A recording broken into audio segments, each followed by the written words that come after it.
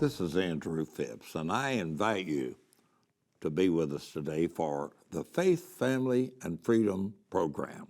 Those words really stand out to me. Faith, family, and freedom. It pretty well summarizes what I think is all important. It encompasses the topics that we can put under the umbrella of priorities: our faith, our family, and our freedoms. And when we negate one, particularly when we leave out the faith in Christ, and when we leave out all of the other attending situations like our family and our freedoms, well, we pretty well give up on living, don't we? My good friend Jack Bember, a great teacher, sent me something not long ago, and here's what Jack Bember said. He said it was Joseph Stalin, the murderous, despotic leader of the Soviets, who said the following: education is a weapon whose effects depend on who holds it in his hands and at whom it is aimed. And the people who cast the votes don't decide an election. The people who count the votes do. These two statements encapsulate what has been happening to the United States for decades, and specifically over the past year. Although he was portrayed as a crazy zealot, Senator Joseph McCarthy from Wisconsin was aware of how great a threat communism and its followers were to our republic and free market capitalism. His attempts to rid America of saboteurs in government and influential society were met with anger and cries of extremism. 70 years later, we're facing the stark reality that perhaps Senator Joseph McCarthy might have been right. The current political operatives who are positioned at the levers of power are the grandchildren of the greatest generation, the grandchildren.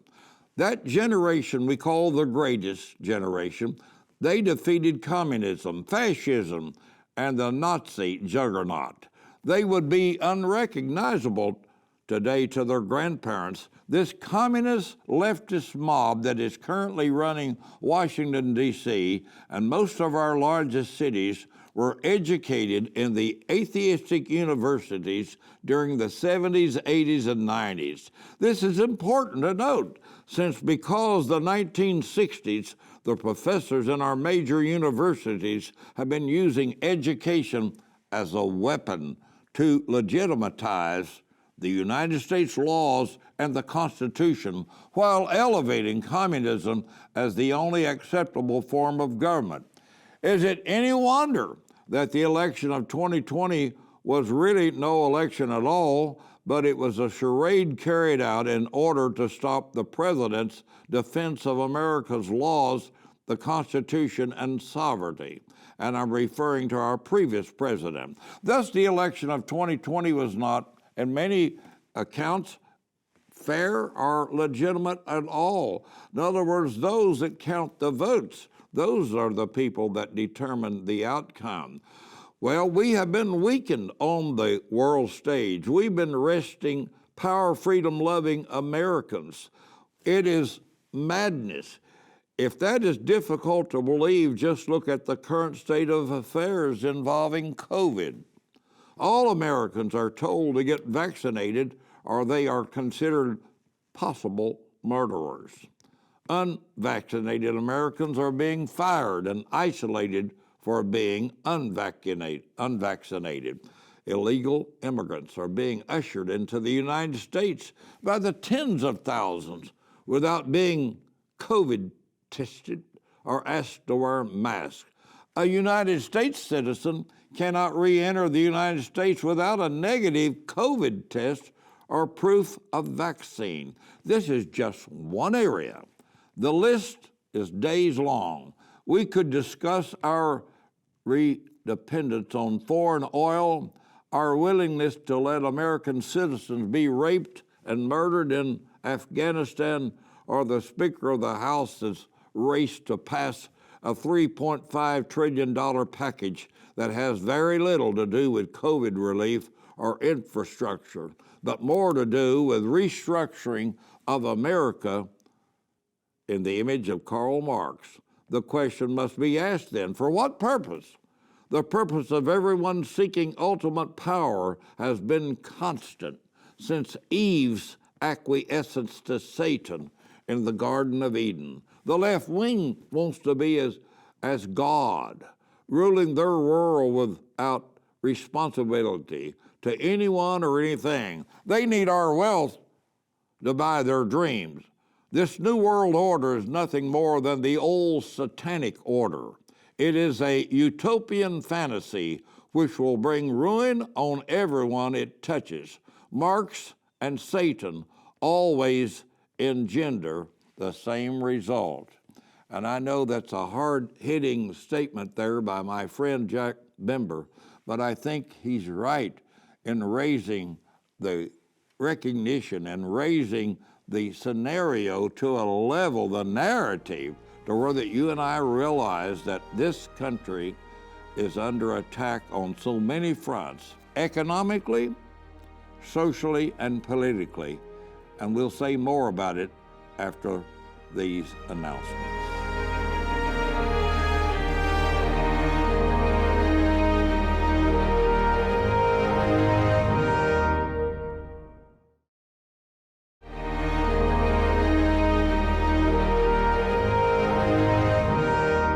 Enjoy having a song. I know that so many of you appreciate that addition to the program. It's just a part of our heritage, and I enjoy it along with you. I really like good harmony singing that has a message. Mark Trammell has sung in different groups. He's been with the Cathedrals, the Kingsmen, and I don't know, he sang with Gerald Wolfe for a while. Now he has his own quartet, and I think Mark does a good job. I think he's a fine Christian man.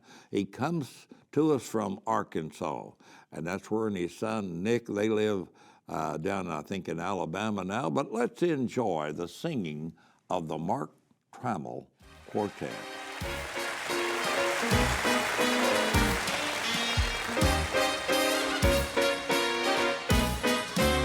Now when the rich and the poor get together with the Lord, get together with the Lord, well, they will treat each other like sister and brother when they all get together with the Lord. Now when they all praise God, get together, hallelujah, when they all get together with the Lord, well, they will treat each other like sister and brother when they all get together with the Lord. Now when the tall and the small get together with the Lord, get together with the Lord. Well, now the weak are no longer afraid of the stronger when they all get together with the Lord. Well, when they all get together, when they all get together with the Lord, well, they will treat each other like sister and brother when they all get together with the Lord. Well, God has no favorites and we're all the same, they say. We'll see our many friends and our loved ones on that day. We'll all be so happy when St. Peter says this way. Then we'll sing,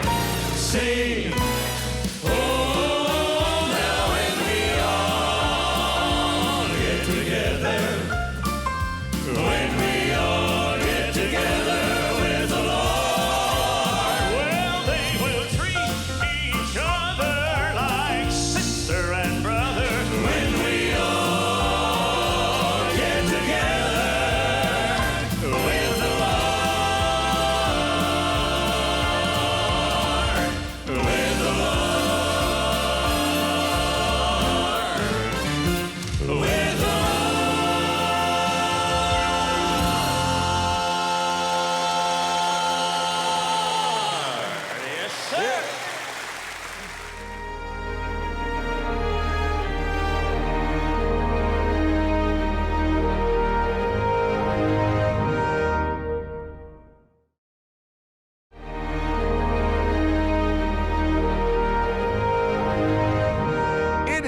impossible to have political freedom and not have economic freedom.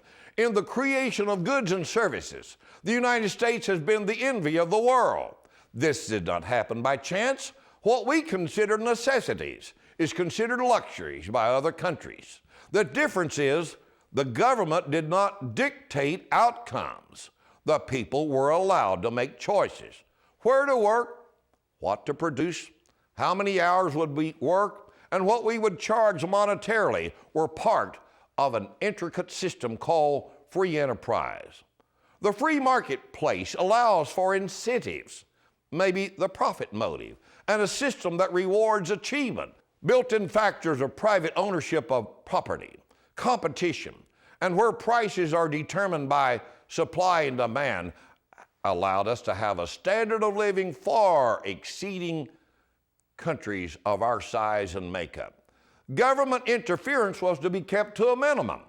Government helped best by simply providing the climate where aspiring entrepreneurs or risk takers could make an automobile, create a McDonald's burger, invent wonder drugs, and in turn make life longer and more pleasant for the citizen.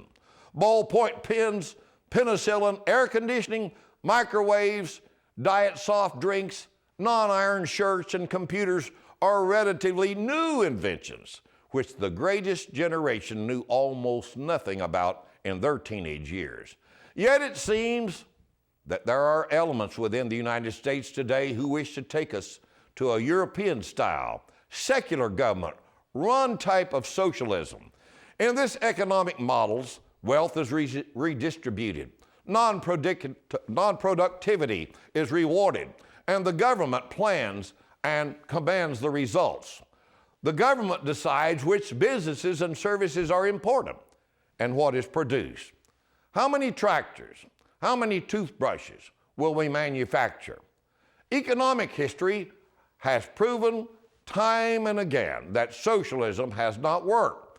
Karl Marx's famous line, "From each according to his ability to each according to his needs," may sound good, but simply does not take into account the nature of man. Liberals say they want us to feed the world, but so many of them will not feed a neighbor. Well, this has certainly been wonderful so far, and I appreciate your being a part of it. Remember, if you or your church or you individually feel that what we're trying to do is worthy of support, well, you can always reach us at the contact information that's displayed from time to time on the screen. We certainly don't want to be begging, but we'd like to be a blessing to people, and you must do, and what you should do is however the Lord would lead you in your thinking. My background is my mother was from McCurry County, Kentucky, and my dad was from Wayne County, Kentucky. My wife's people, Shirlene's people, are from across the line there, but over into Tennessee in the Scott County area. And that area is a beautiful area. It also in Tennessee includes the Big South Fork National Park and Recreation area. But over in Kentucky, they have some beautiful scenery.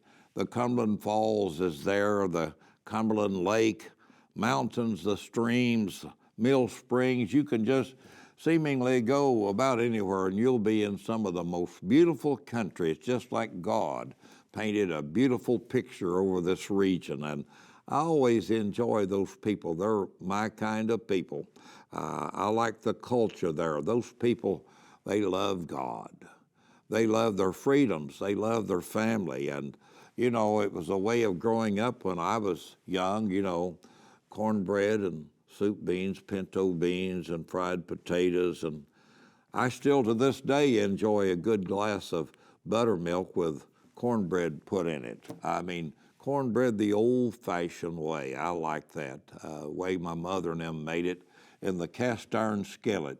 But if you ever have an opportunity, and I know there's so many places in our viewing area that you all have such beautiful scenery, West Virginia, the North Carolina area, Kentucky and Tennessee and Michigan, up in that area, beautiful Ohio and just all over. And of course, here in Indiana, we have some of the most beautiful scenery as well. The dunes up in the northern part of the state, and some great parks like Turkey Run State Park and others. Well, we live in a great country. God has been good to us in this land. It encompasses so much. We have the boundaries there that have been established a long, long time. Just think that we have no boundary, as far as fortified boundaries between us and Canada. But we should have a wall on the southern boundary. There's no question about it. We cannot allow people just to come to America to be a part of a handout system or to be utilized as voters or potential voters. That is not the American way. Theodore Roosevelt said a man that comes to this country or a lady must first want to be Americanized. They want to be a part of our society. They like our laws, our Constitution. That's why that they should be required to take citizenship tests. Everybody that comes to this country ought to come legally. These people that come in here that aren't even tested for COVID or whatever, we allow them to come in here by the droves, by the thousands. If we don't have national security, our borders are secure, we're not a sovereign country. That's one of the requirements for any state, is that you have established boundaries that you recognize. We cannot become just the feeding trough of everybody that would want to come here. And then so many that do come don't want to be Americanized. They want to degrade our institutions, tear down our flags, and be very obnoxious to our customs. Well, that should not be, and we need a leader that will stand forthrightly against that. We need it at all costs, respective of your political affiliation. I think you would agree. It just does not make sense. Well, anyway, when I think about our families, I'm glad for our family. My mother and dad, they didn't have so much of education, but they were rich in many ways with things that money can't buy. They had a love for their family.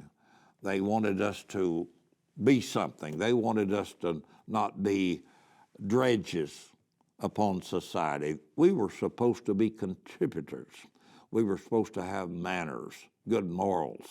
We were to respect the elderly. We were to do in our school work assignments what the teacher asked us to do. We weren't to go and threaten the teacher and blame the teacher because we weren't achieving. Well, so many things have changed, but one thing remains true: the God of heaven has not changed. He hasn't changed his mind. He still wants the best for us in every situation, and that desire is that he might have all men to come to the knowledge of the truth. And we'll be saying more in our next segment.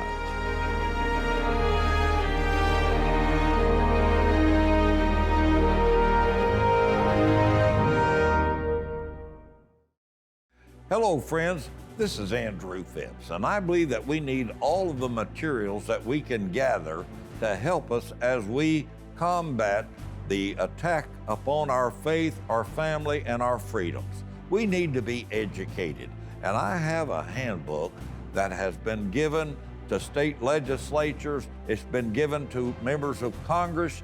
It's a colorfully created handbook that has graphs, charts, quotes, and different things in it. You'll be impressed with it. And also we have DVDs. We have CDs that are God and Country, Return to Greatness, and Faith, Family, and Freedom, some other wonderful materials. See the contact information on the screen. Be sure that you order some because these will be of a tremendous help. They are supplemental materials to help you in your Christian walk. And may God bless.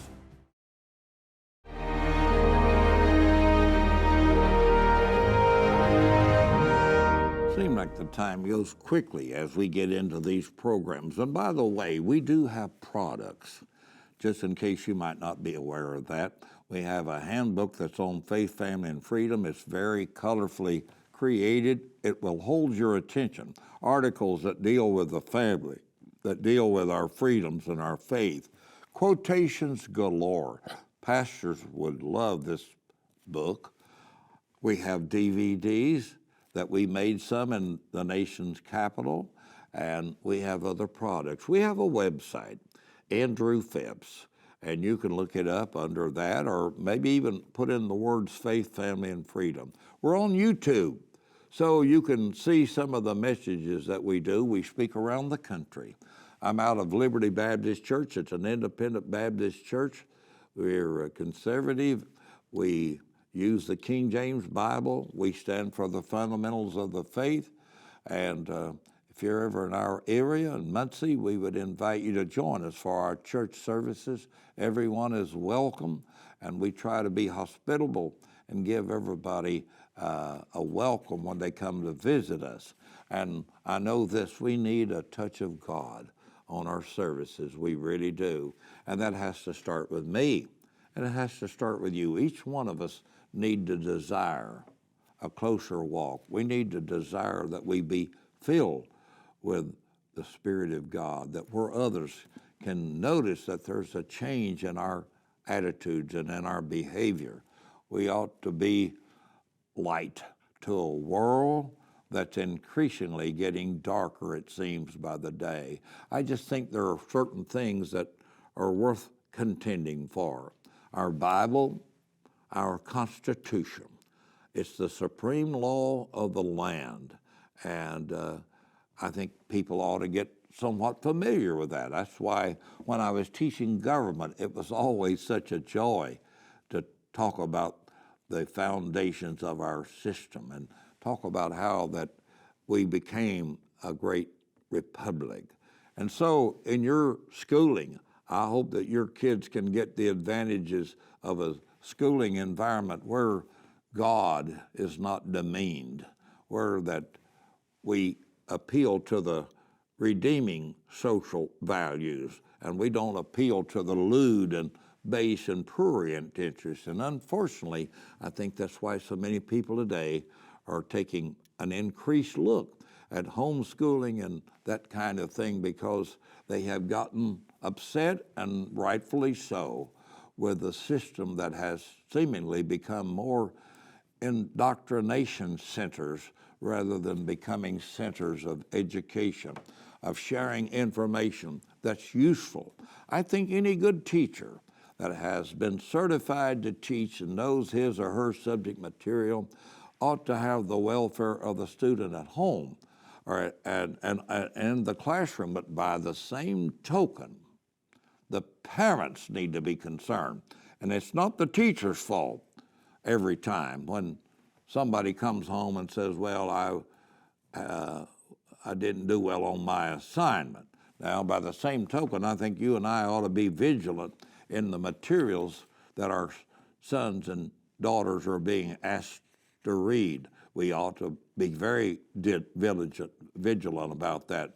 And we must be diligent. If it means attending a school board, we need to do it. We need to oversee the materials and make sure that our principles are not violated. It's no need to send our kids to a place where they get bad information and have the wrong learning materials that promulgate a dysfunctional lifestyle, and then we try to correct that at home. So you have to use your own judgment. I mean, I know many have to look at it from a financial thing, but by the same token, your children, there's nothing more important other than the Lord than the value that He has entrusted us with us and our children, our children and grandchildren. What a great treasure we have. You know, children are an heritage of the Lord. I hope you'll tell others about the program. It's exciting to be with you. We're going to do all that we can to make this program one that you will enjoy each opportunity. But until the very next special time, this is your friend, Andrew Phipps, hoping that you and your family have a great day and God bless you.